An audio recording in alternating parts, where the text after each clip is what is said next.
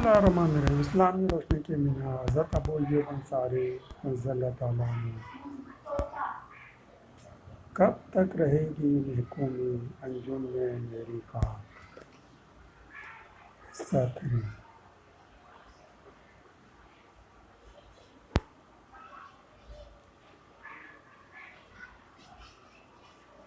کیسر روم کے پایا تک قسطنطنیہ استنبول کے محاذ پر جہاد کرنے والے لشکر کے لیے حدیث مبارکہ میں مغفرت اور جنت کی بشارت دی گئی ہے۔ اسی لیے صحابہ رضی اللہ تعالیٰ عنہ اس فتح کو بہت اہم سمجھتے تھے۔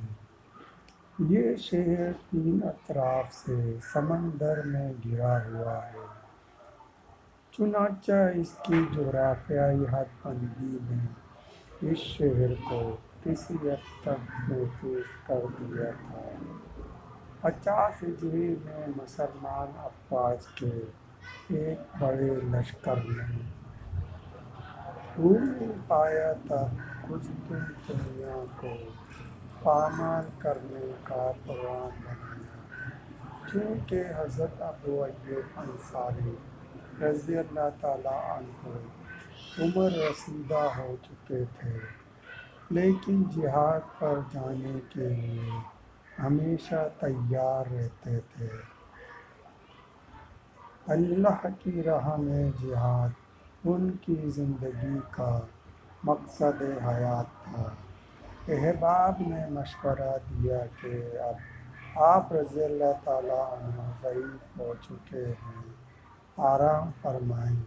تو آپ رضی اللہ تعالیٰ عنہ نے جواب دیا، تم مجھے جہاد پر جانے سے روکتے ہو، جبکہ ارشاد ربانی ہے جہاد کے لیے نکلو، خواہ ہلکے ہو یا بوجھل۔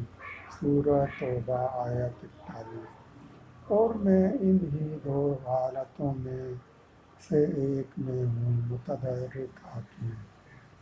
قسطنطنیہ کے لیے جانے والا لشکر کئی ماہ کی مسافت طے کر کے ایشیائے کوچک سے ہوتا ہوا قسطنطنیہ جا پہنچا۔ طویل اور کٹن راستہ تھا۔ دوران سفر حضرت ابو ایوب انصاری رضی اللہ تعالیٰ عنہ بیمار پڑ گئے۔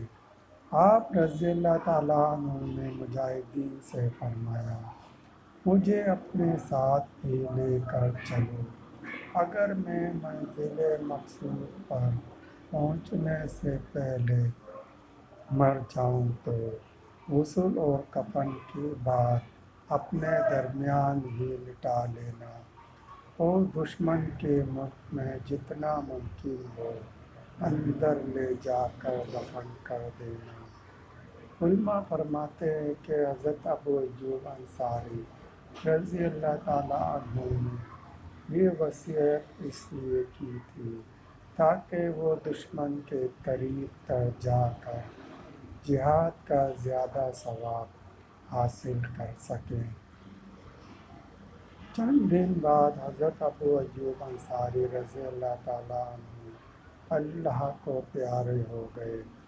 حضرت ابو ایوب انصاری رضی اللہ تعالیٰ عنہ کی وصیت کے مطابق مجاہدین ان کے جسد خاکی کو مل کر آگے بڑھتے رہے، یہاں تک کہ قسطنطنیہ کی فلک پوش فصیل کے قریب پہنچ گئے اور انہیں فصیل کی دیوار کے ساتھ خاموشی سے دفنا دیا۔ طبقات ابن سعد۔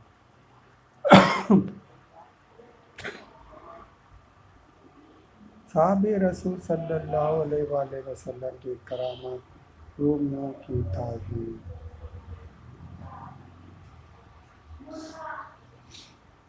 رات کا درمیانی پہر تھا، مجاہدین ابھی تدفین سے فارغ ہوئے تھے کہ ان کی قبر مبارک سے روشنی کی ایک لہر نکلی اور آسمان تک چلی گئی۔ یہ عجیب منظر رومی سپاہیوں نے بھی دیکھا اور حیرت زدہ رہ گئے۔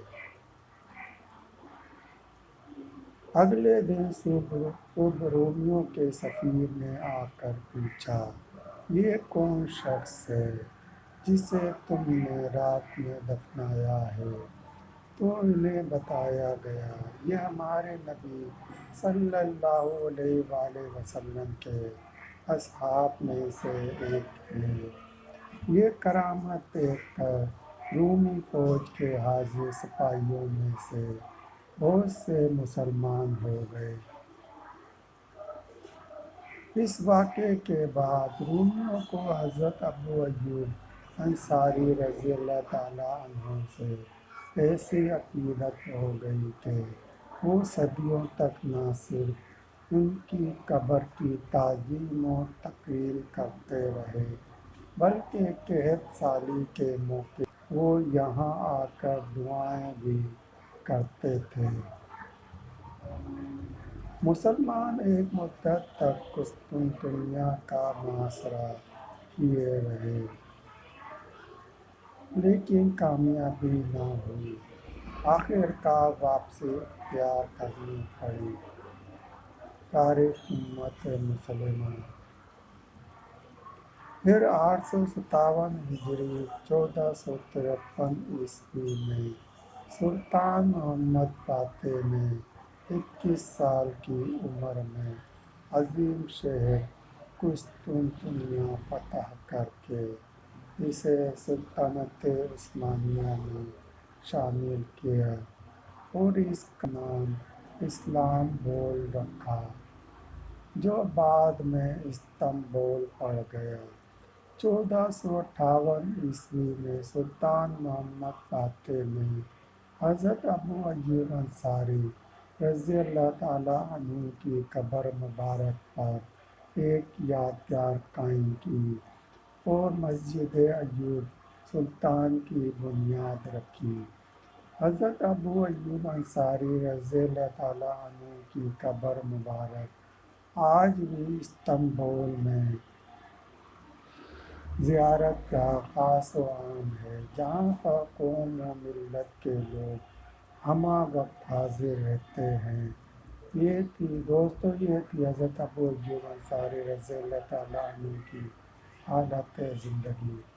مزید صحابہ رضی اللہ تعالیٰ عنہ کے واقعات سننے کے لیے چینل کو سبسکرائب کریں اور گھنٹی کے نشان کو لازمی پریس کریں۔ لائک کریں، شیئر کریں۔ دوستو، ویڈیو دیکھنے کا شکریہ۔